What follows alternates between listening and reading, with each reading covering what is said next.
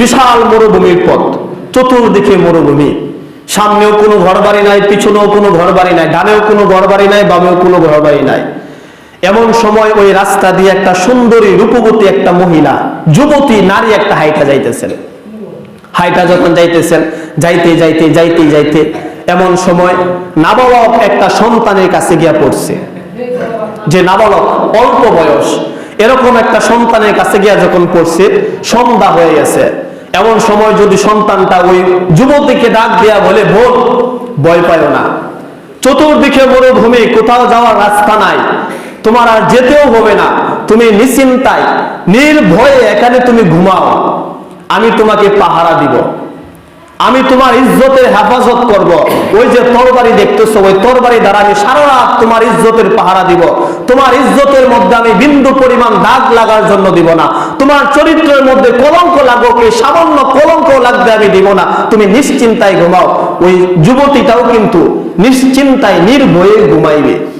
সকালবেলা যদি সে তার ইজ্জত ঠিক মতন পায়, তার চরিত্র ঠিক মতন পায়, কোনো ক্ষতি যদি তার না হয়, ওই নাবালক সন্তানকে কিন্তু বলবে না, ভাই তুমি কেন নিজে কেন আমার উপরে আক্রমণ করো নাই।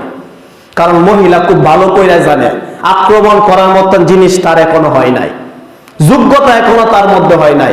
অনুরূপ ঘটনাটা যদি কোনো যুবকের সাথে হয়, তাগড়া যুবক, এরকম যুবকের সাথে যদি হয়, মহিলা যদি ওই যুবকের কাছে যাওয়ার পর রাত হয়ে যায়, আর এই যুবক যদি বলে, বোন তুমি ভয় পাইও না, রাত হয়েছে তো কি হয়েছে, তুমি নিশ্চিন্তায় নির্ভয়ে এখানে ঘুমাও, আমি সারা রাত তোমার ইজ্জতের পাহারাদার হয়ে যাইব, আমি সারা রাত তোমার ইজ্জতের পাহারা দিব, সারা রাত তুমি নিশ্চিন্তায় ঘুমাই, সকাল যখন হয়ে যাবে আমি তোমাকে ঘুম থেকে তুইলা দিব, আর তুমি তোমার বাড়ির মধ্যে ফিরে যাইবা। আর মহিলা যদি ঘুমায়, ঘুমানোর পর বারবার তার চোখ খুলবে, যদি সে নিজে আমার ইজ্জতের উপরে হামলা করে। এরপর সকাল যখন হবে, ঘুম থেকে ওইটা সে যদি তার ইজ্জত ফিরা পায়, কোনো আক্রমণ যদি তার উপরে না করে, তার ইজ্জত যদি ঠিক থাকে, যুবকও যদি তার উপরে কোনো আক্রমণ না করে, ঘুম থেকে ওইটাও সে কিন্তু বলবে, ভাই ইচ্ছা করলে তুমি আমার উপরে আক্রমণ করতে পারতা, ইচ্ছা করলে তুমি আমার উপর আক্রমণ করতে পারতা, কিন্তু আক্রমণ না করে সারা রাত পর্যন্ত তুমি আমার যে ইজ্জতের পাহারা দিছো, এত সারা রাত সজাগ থাইকা তুমি যে আমার ইজ্জতের পাহারা দিছো, সুতরাং আমি তোমার উপর খুশি হয়ে গেছি। নাও টাকা পয়সা, স্বর্ণ মুদ্রা যা লাগে তোমার আমি সব দিয়া দিলাম, তোমার আমি পুরস্কার দিয়া দিলাম।